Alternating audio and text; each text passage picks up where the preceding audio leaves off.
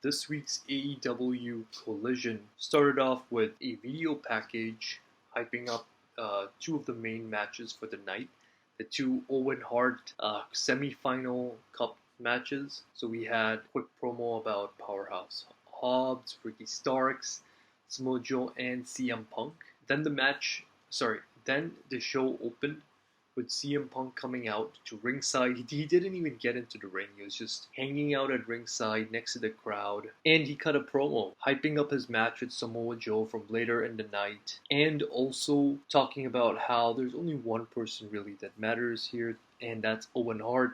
And that he wants to hear Owen Hart chants for the night. We then got the first of the semi-final matches, Powerhouse Hobbs versus Ricky Starks. During the match, QT Marshall tried to grab Ricky Starks' foot while he was running towards the rope. This was towards the end of the match. The referee didn't see it, but then he and the ref then got into a bit of an argument, and then Powerhouse Hobbs hit Ricky Starks with the spine buster because he was distracted after just, the outside interference. Hobbs got the visual pin, but the referee didn't see it. QT was trying to tell her, hey, the pin's going on. Powerhouse Hobbs then got up. He then told QT Marshall, hey, get out of here, what are you doing? That distraction allowed Ricky Starks to eventually hit his, finishing move on him and then eventually pin him, and Ricky Starks advances to the final. After the match, QT Marshall went in the ring, tried to explain himself to Powerhouse Hobbs, but Hobbs wasn't having it, and he shoved him, he tried to then attack him, but that other lady who was with them got into the ring and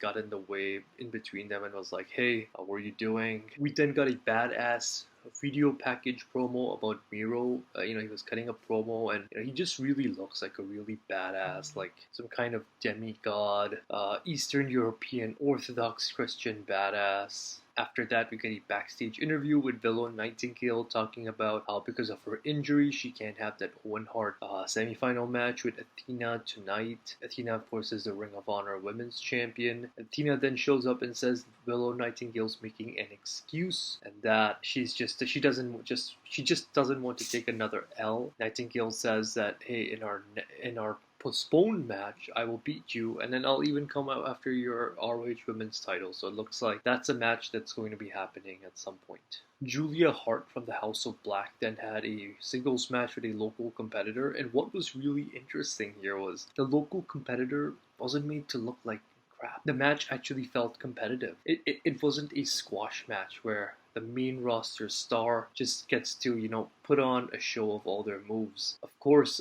Julia Hart won. She made the local competitor tap out. After that, we see a video package promo hyping up to a future match between Andrade and Malachi Black. We then get a tag team match where the AEW World Tag Team Champions FTR compete in a non-title match against Juice Robinson and Jay White of Bullet Club Gold. If Bullet Club Gold win, then they get a future tag title match. So this is what an eliminator match is. This match was pretty slow, and it took some time for the pace to build up, but towards the end, it really did pick up a lot of pace. It got really awesome. There were a ton of near falls. In the end, Bullet Club Gold won, and after the match, in a quick backstage segment, we see Bullet Club Gold approach FTR, and they then get into a bit of a heated argument. It's then decided that the two of them will have a tag title match next week, and it will be a 2 out of 3 falls match. I'm not sure next week when, probably on Collision as well. The penultimate match of the night is Scorpio Sky versus Action Andretti, and of course Scorpio Sky wins, and after the match shakes Andretti's hand.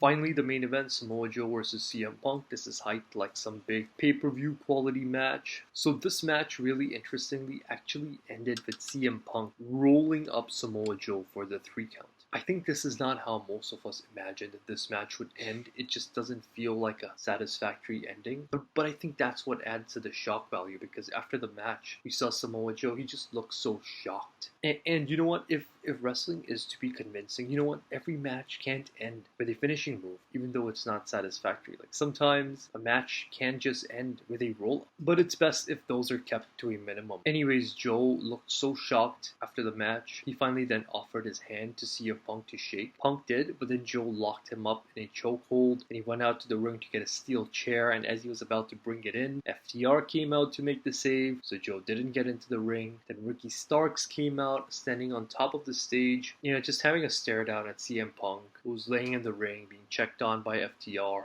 Samoa Joe still at ringside with his steel chair. And I guess that builds up to a match for next week where Ricky Starks will face CM Punk in the Owen Hart Cup final. We are probably going to get more of CM Punk versus Samoa Joe down the line. So that would be interesting to see as well. That's all for AEW Collision this week. Again, I don't feel like AEW Collision is as good as Dynamite. Like, there's just something missing. When you don't do a hard brand split of your roster and you have two shows, it feels like there's no end and beginning. It feels like there's nothing exclusive to a show. It just feels like a continuation from, like, the first show of the week, which is usually the flagship show of the promotion. It's like when Raw and SmackDown ended the brand split, right? Several years ago, and then both Raw and SmackDown were like, it's like, why are there two shows again? Why isn't there just one show? It just felt like SmackDown didn't have a purpose, right? So this is why, if you're going to have two shows that you want to be like your main shows, right? Like, not just some backup show or like some lower level talent get like an opportunity to showcase their skills. But if you want to have two proper shows, you need to do a brand split. And I think Collision is not needed. I think AEW should just have Ring of Honor